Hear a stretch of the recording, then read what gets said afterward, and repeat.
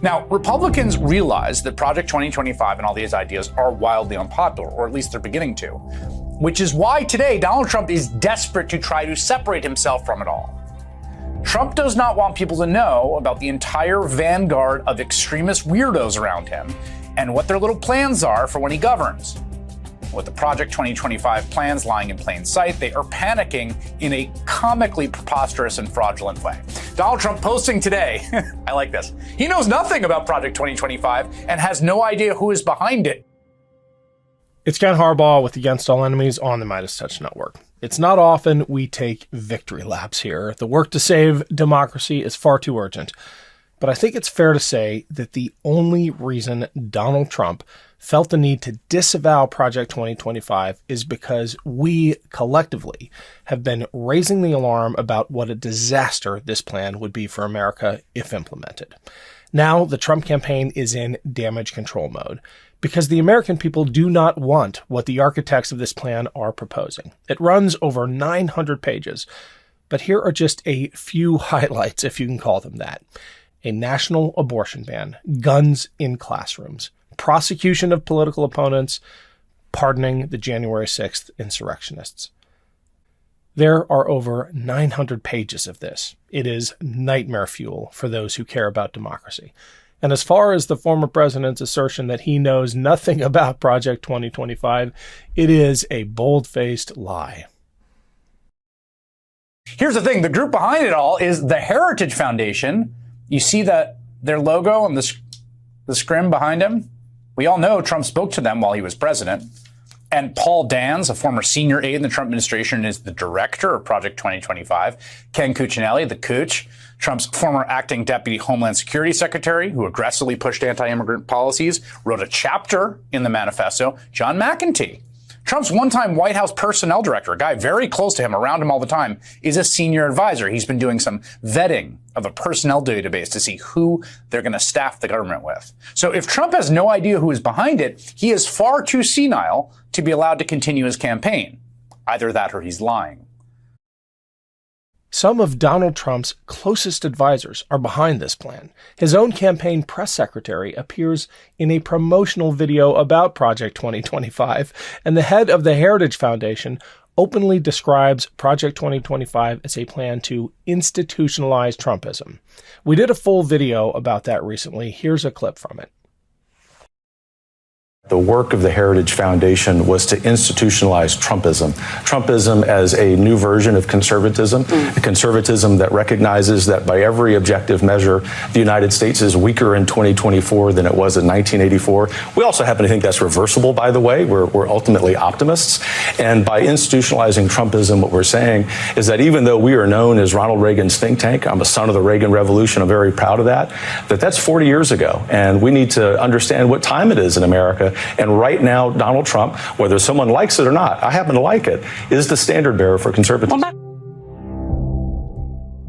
Hi, everyone. It's Ken Harbaugh, and I need to take a short break here to ask all of you watching and listening for a quick favor. I am starting my own YouTube channel at team_Harbaugh, where I'll be posting videos regularly, including bonus content. It's a great place to find both Burn the Boats and Against All Enemies episodes, including the full archive.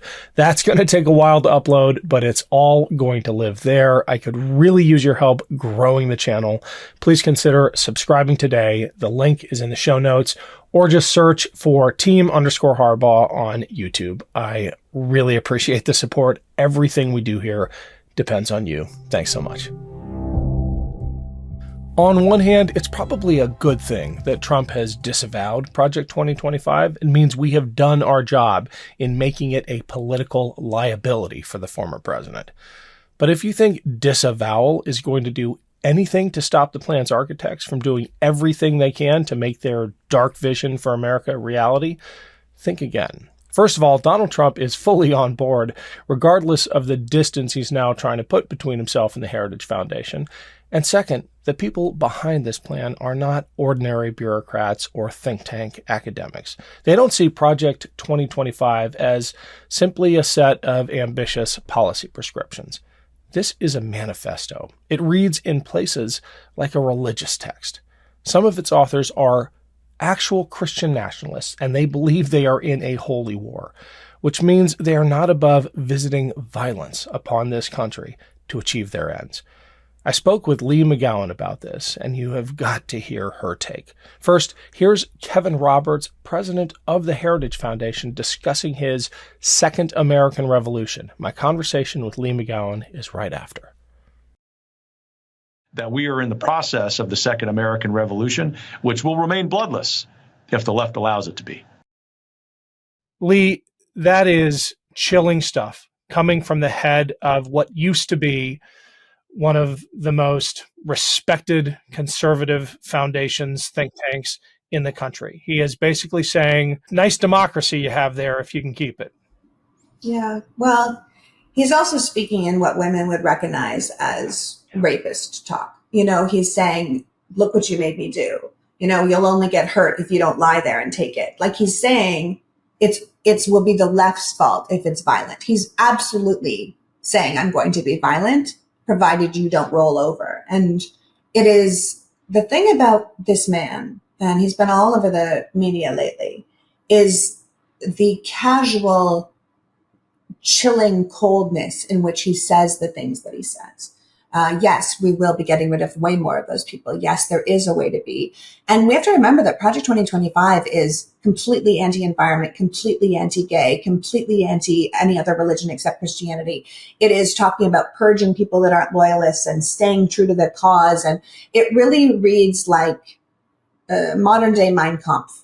And we can't pretend that that's not what it is. The way this man speaks about it is, I think chilling is exactly the right word that you used, because they're not kidding. They're telling us exactly what they're going to do. And we can't say, well, it won't be that bad. It will be that bad. It'll be that bad and worse. And, we won't have the Mark Millies and the Espers anymore to get in the way of someone like Trump saying, well, can't we just shoot them all? Like, why can't we just shoot them to get out of my way? And they're like, those are peaceful protesters. Like, first of all, those are your citizens and you're their president. Secondly, we don't shoot peaceful protesters. And thirdly, like, bro, what are you talking about, right? Like, he doesn't want anyone like that anymore. They want them to be like, yes, sir, absolutely, sir. Because I'm telling you, we protest. We will protest. If that happened, we would protest. And all they have to do, to speak to your Handmaid's Tale allusion earlier, is shoot a bunch of us once. Take out 500 of us at a protest. I can promise you there won't be a lot of protests after that, because we'll be afraid. And then we'll be a country that lives in fear of our leader. And we won't be able to replace our leader anymore, which is how they live in Russia. You have elections, but we know who's going to win. It's how they're functioning in Hungary. It's how they're functioning. Get rid of the media that says anything bad about you. Get rid of anyone who speaks out against you. People fall out of windows. You take your political rival, put him in a gulag, and all of a sudden he's dead. Oh, what happened to him? This is how close we are to what we're talking about.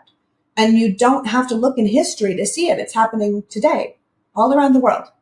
And Trump made an allusion the other day that he was going to make North Korea, China, and Russia great again. And I thought, oh, come on. Like, how more obvious can we be? It doesn't matter what your political persuasion is at this point. You have to say, am I American? And what does that stand for? And it cannot be this. That was Lee McGowan, also known as Politics Girl on Twitter and TikTok. My full interview with her comes out soon on Burn the Boats. And by the way, if you think her warning about the American military being ordered by a future President Trump to shoot protesters is hyperbole, here's a reminder from none other than Mark Esper, Trump's own former Secretary of Defense. He says, can't you just shoot them? Just shoot them in the legs or something. And he's suggesting that that's what we should do, that we should bring in the troops and shoot the protesters. The commander-in-chief was suggesting that the U.S. military shoot protesters. Yes, in the streets of our nation's capital. That's right. Thanks, everyone. One last reminder, please click the link in the show notes below to my YouTube page at @team_Harbaugh. I could really use your help boosting that subscriber count. Thanks so much.